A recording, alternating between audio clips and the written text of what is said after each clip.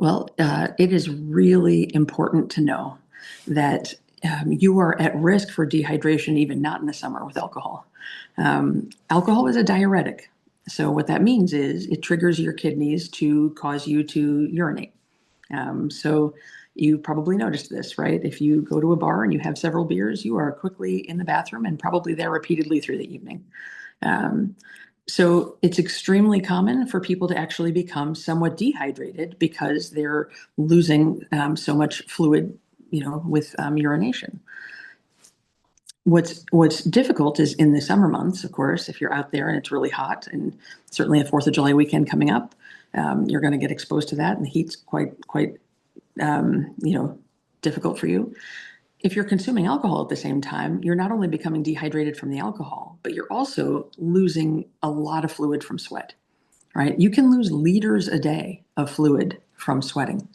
And that's how our body cools us off, right? When the temperatures start to get into the high 80s, sweat is what keeps your body cool enough that it can still function.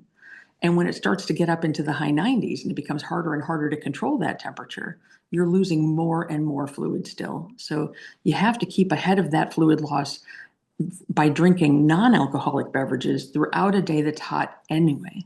But now if you add alcohol to that, you're further dehydrating yourself. So there's a real risk that you'll be at more risk for, number one, passing out. You'll be at more risk, for example, for other symptoms of alcohol exposure, because as you're more and more dehydrated, the alcohol can have more and more of an effect too. So it's wise to consume more sparingly when it's really hot. It's really, really wise. You've probably heard this before. Alternate every alcoholic beverage that you have with a non-alcoholic beverage, ideally water or something that you can really rehydrate with.